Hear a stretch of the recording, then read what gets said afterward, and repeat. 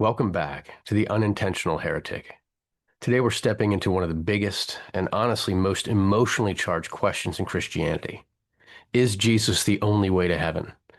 And when people ask that question, what they're often really asking is, who's in? Who's out? Does God only save Christians? What happens to people in other religions? Is Christianity fundamentally exclusive?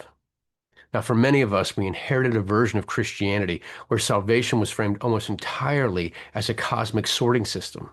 Correct belief equals heaven, incorrect belief equals hell. And beneath that framework was often a profound anxiety. What if I'm wrong? What if my loved ones are wrong? What if God is narrower than love itself? But here's the question I want to explore today. Is that actually the heart of the gospel? Because when you step back historically, things become much more complex and honestly, much more beautiful than many of us were taught. One of the central arguments I want to make today is this. Christianity began primarily as a way of life before it became a system of right belief. Jesus didn't walk around primarily teaching people how to get into heaven. He preached the kingdom of God. And the kingdom of God was not merely a future destination, it was a transformed way of being alive now. Love your neighbor, love your enemies, forgive, care for the poor, participate in divine life. As New Testament scholar Marcus Borg put it, the Christian life is not about believing things about Jesus. It's about following the way of Jesus. And that distinction matters enormously because over time, Christianity slowly shifted. The focus moved from orthopraxy, right living, to orthodoxy, right believing. And this shift accelerated as Christianity institutionalized. Creeds emerged, doctrinal boundaries formed, church councils debated correct theology. And now, to be clear, creeds served important purposes, but history also reminds us of something uncomfortable. Orthodoxy is often the perspective that won the argument, not necessarily the only faithful perspective. The historian Yaroslav Pelikan famously wrote, "Tradition is the living faith of the dead. Traditionalism is the dead faith of the living." That's such an important distinction because living faith evolves, it wrestles, questions, expands. Now, one figure who profoundly shaped Christianity in the West was Augustine of Hippo. And Augustine gave Christianity one of its most influential frameworks, original sin. Humanity begins fallen, separated from God, morally broken. And salvation becomes primarily rescue from damnation.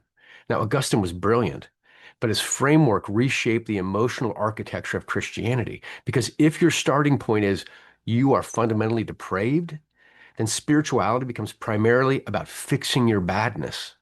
And many people end up relating to themselves through shame.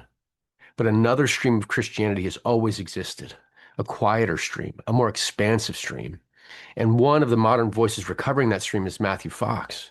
Fox challenged Augustine's emphasis on original sin by recovering what he called original blessing. And honestly, this changes everything. Fox asks, what if we started where Genesis starts? Not with Genesis chapter 3, the fall, but with Genesis chapter 1, where God looks at creation and says, it is very good. Not tolerated, not disgusting, not depraved, very good. Fox argues that Western Christianity has become obsessed with guilt, punishment, and worthiness. But the deeper truth underneath reality is belovedness. Our deepest identity is not sinner, it is beloved. Now, I would argue that sin is real, of course, but sin is not primary. Love comes first, belonging comes first, grace comes first. And this reframes Jesus entirely.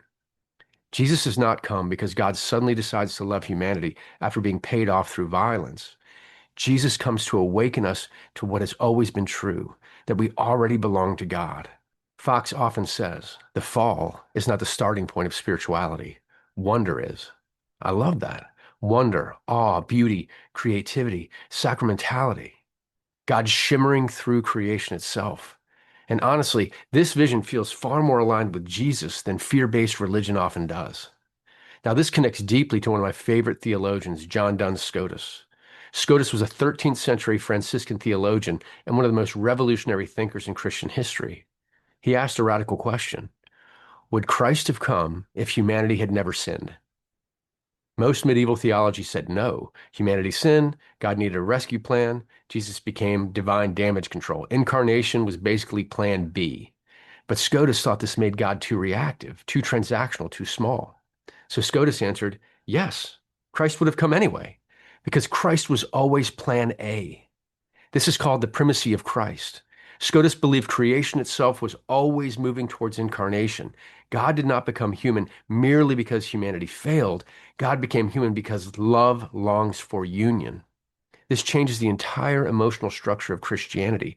Salvation stops being problem solving and becomes participation in divine union. The question shifts from how do I escape punishment to how do I awaken to what has always been true, that God has always been moving towards us, not away from us. As Franciscan theologian Ilia Delio writes, the incarnation is not an afterthought. It is the very reason for creation itself. And honestly, once you begin seeing Christianity through that lens, everything changes. Then we arrive at Richard Rohr and the idea of the universal Christ. Now, Rohr makes an important distinction. Christ is not Jesus' last name. Jesus refers to the historical person. Christ refers to the eternal logos, the divine pattern woven through all reality from the beginning. John 1 says all things came into being through him. Colossians says Christ is all and in all. And Rohr argues that Christ is bigger than Christianity itself, not because Christianity is irrelevant, but because Christ has always been universal, present wherever there is love, truth, beauty, compassion, self-giving, mercy. And this doesn't diminish Jesus, it deepens him. Jesus becomes the clearest revelation of what the eternal Christ has always been. As Rohr says, Christ is wherever matter and spirit meet, which means people may genuinely encounter God outside explicit Christian language. And honestly, this opens profound interfaith humility, not relativism, humility, because Christianity does not own God. We bear witness to Christ. We do not control grace. And that's such an important distinction. Now, inevitably, this brings us to John 14:6, where Jesus says, I am the way, the truth, and the life. No one comes to the Father except through me.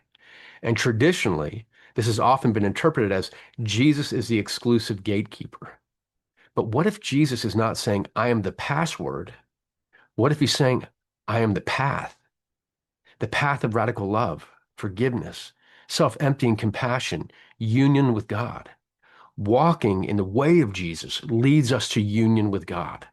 In the Gospel of John, truth is not merely intellectual correctness. Truth is embodied divine life. Jesus is showing humanity what God is like and what fully human life is like. So perhaps salvation is not tribal membership. Perhaps salvation is participation in divine life itself. And honestly, I think humility is essential here. Exclusivism often assumes we have God fully figured out. But the deeper you journey spiritually, the more mystery expands. Thomas Merton once wrote, we do not see God as God is. We see God as we are. And I think part of spiritual maturity is realizing God is always larger than our systems, larger than our categories. So maybe the better question is not who gets into heaven. Maybe the better questions are, am I becoming more loving, more awake, more compassionate, more alive? Am I actually following the way of Jesus? Because Jesus says, I came that they may have life and have it abundantly. Not merely later, now. And maybe Christianity is not primarily a fence around salvation. Maybe it's an invitation into fullness of life. Jesus does not come to create insiders and outsiders. He comes to reveal this is what God is like. This is what love looks like. This is what it means to be fully human. And the invitation is not be correct. The invitation is come and follow.